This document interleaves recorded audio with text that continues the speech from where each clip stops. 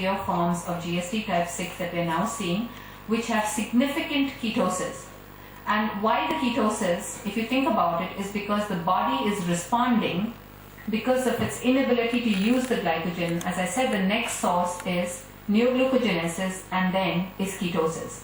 So sometimes in these children, you can have normal glucoses but a significant ketosis, which tells us that this is the time you need to intervene with cornstarch or with protein. So that's the one message, is that GST type 6, unlike what the textbook chapters tell you, is not necessarily benign. You can have significant hepatomegaly and you can have significant problems with the condition. And so once again, liver biopsy can be done and mutation analysis is available for GST6. And now we've got the last two, GST9 and GST11.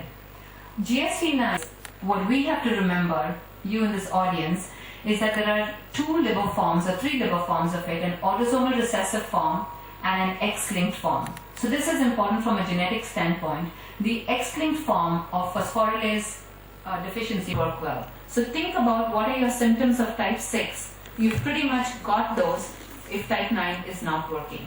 So that's for the liver forms of it. You'll have hepatomegaly, you'll have hypoglycemia, you'll have retarded growth. But because it's activating, some of it can still function on its own. Once again, the textbooks will tell you that the X-linked form is benign and the autosomal recessive forms can be very significant, but we've really seen an interplay between the two. In fact, we are ready to publish 2 or 3 papers on this because we've seen what we call the gamma variant, which is an autosomal recessive form, completely well, and we've seen an X-linked form which has gone into liver cirrhosis and failure. So my message to you is, be the clinician. It's nice to have a label, but don't discount what the clinical manifestations will be just because you've got the label. And so the last one is Fanconi-Bickel, the one that was presented earlier, issues within the child. So the presentation really is in infancy, from 3 to 10 months. They can have failure to thrive, the hepatorenomegally, proximal renal tubular dysfunction and rickets. I don't know if your little one has rickets or not. And at the early stages, the patient can also have fever, vomiting and diarrhea. The hepatomegaly, you start seeing it over time, and on a liver biopsy you show an increase in glycogen. The other part is, I think as you pointed out to me, the fasting hypoglycemia, postprandial hyperglycemia, and some patients are often diagnosed with diabetes mellitus.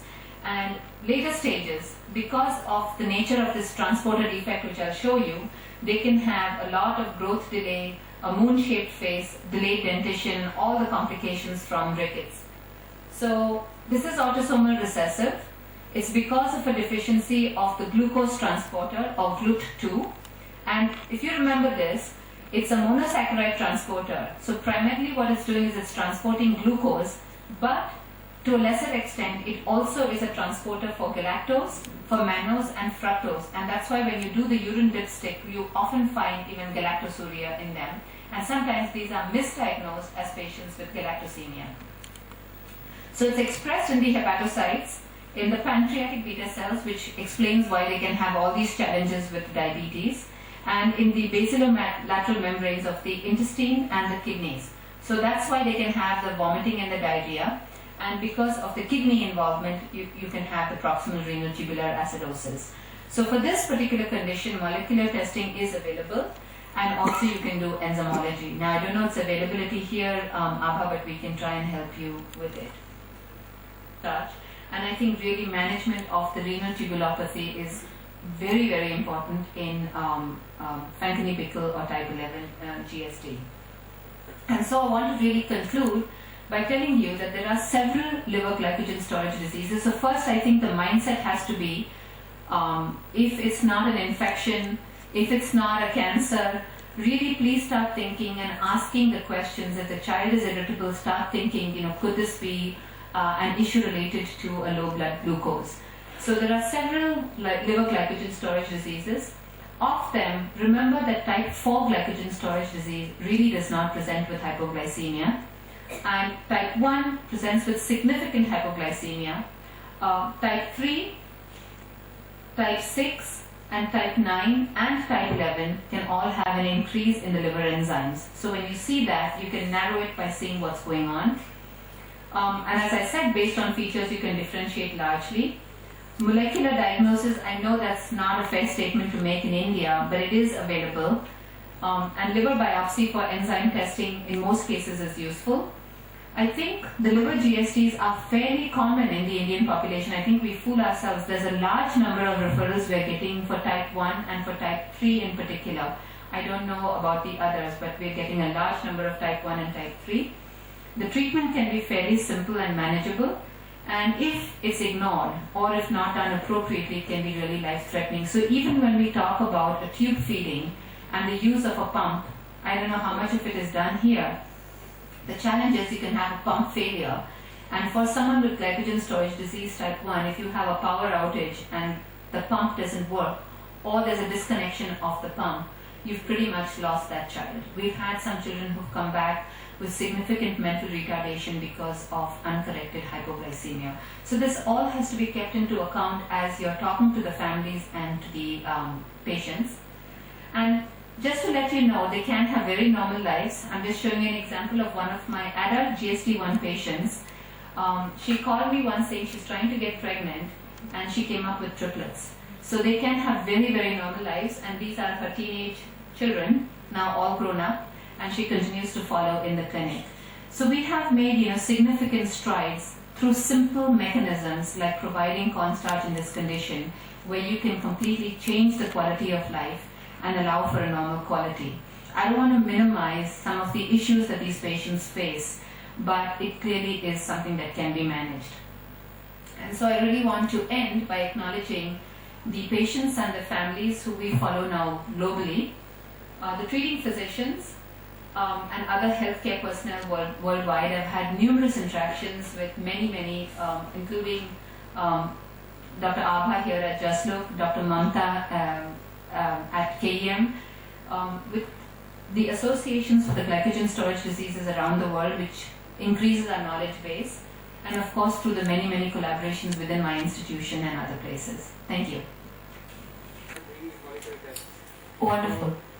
So, for a few genes and they found mutations, some of the common mutations in some of the genes. My question is that most of these families now they come to us they're asking for prenatal diagnosis. So, what's the prenatal diagnosis for these conditions? No, I think if there's there are different reasons why a prenatal diagnosis is asked for. For instance, if someone asks me for a prenatal diagnosis for infantile Pompe, I think the connotations are a little different because it is fairly life-threatening.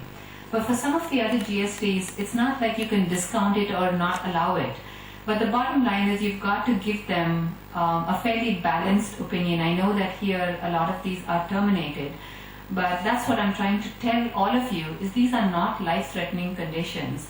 And we have to do the appropriate counseling as we tell families which way to go. You mentioned in GST type 3, they not only have a myopathy but also a neuropathy. Now, one of our patients, he must be about 8 years old, type 3A, he developed a sudden acute weakness, and there was a abnormal nerve conduction. He was diagnosed as Guillain-Barré, treated with immunoglobulins. So I was just wondering, in addition to a chronic neuropathy, would they also have acute neurological deterioration? I remember this case of yours, Mamta. I know you talked with me about it. I think that the Guillain-Barré probably was superseded on an underlying latent neuropathy. We typically have seen the neuropathy at a slightly older age. And as we've done more and more nerve conductions and autopsy studies, interestingly, we now have a dog model for GSD3. So we've got large curly-coated retrievers who have this disease. And we are starting to see that the involvement is fairly early on, but I think the clinical manifestations come on later. So I think in your case, the Guillain-Barré, because he recovered, right? He recovered. Yeah, but I would still follow him over time in terms of a very good neurologic exam to see what's going on with him. And the CPK, once you're controlling their sugars and monitoring them, do they come down? Because you've experienced that in some of the patients, the enzymes are down to normal. Yeah. I mean, does that? So that's a very good question you asked, Abha, because I think, so for instance, for GST type 1, when you initially diagnose them, they may have a mild elevation of liver enzymes. Once you put them on therapy, the liver enzymes are pretty much normal and stay normal. What you see in, say, GST1 is an improvement in the uric acid, in the cholesterol, in the triglycerides, and an improvement in growth. For GST type 3, if you think about the basic defect, it's an abnormal structure of glycogen. And I never monitor the AST and the ALT when I'm monitoring children with GST3. What I look for really is growth, cholesterol, and triglycerides. I really don't follow the AST and the ALT well. One thing that I am cautious about is that if they're coming in for a routine immunization, for instance for hepatitis B, if they're above their own typical baseline or range of the liver enzymes, we try and avoid doing vaccination or immunization at that time. We have seen some of them that have improved, but I think it's almost coincidental. I don't think it's really always related to metabolic control, the fluctuations in the liver enzymes. The other part is the hepatomegaly in GST3. It's massive. It's much more than in GST1. But as they get older, it's almost like the liver is fitting into the size of the belly, and they start to improve even before liver cirrhosis begins. So often the parents worry and they say the abdomen is so distended. You just got to reassure them and tell them over time that this is going to come down. It's because of this abnormal glycogen structure. And if you were to do glycogen content, the highest glycogen content is in type 3, followed by type 9, followed then by type 6. Type 1 has very little glycogen content. Any anti-lipid therapy? Correct. Yeah? Correct. They don't. In fact, anti-lipid, as you well know, the CPK can really go up and the liver enzymes can go up. Our experience has been that if, despite as much as you can do with metabolic control, if the triglycerides are really still above 1,000, that's the point when we start with very low dose of Lipitor, like 10 milligrams has worked beautifully. Or you can use gemfibrozil or niacin, any of those fish oil. We've tried to use those kinds of agents with them. And the myth is that because there is a bleeding diathesis in GST type 1, as a result of which it's protected to not develop atheromatous plaques. But we are seeing now in some of our long-term survivors at autopsy, or in some instances they have developed myocardial infarct. So I think we've got to be careful in that balance of where to maintain the cholesterol and triglycerides. So when it's typically needed, Mamta, is teenage years, when these adolescents really are not compliant with the diet. I think that's been our experience in the US.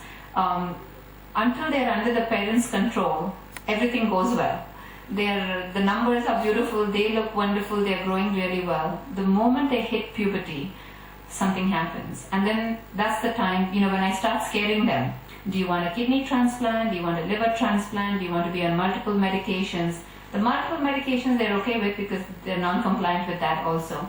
But when you really start talking about kidney and liver transplant with them, I think that's when the first shake-up does come. I don't know how long you followed your patients here, Mamta, but we really have that 10 years, 18 to 25, 26, they're totally not. You're terrified about, and I think you very beautifully explained how to analyze the defect and therefore the clinical problems associated with it. So thanks once again, Priya. Thank you all, and please join us for some snacks behind. Thank you.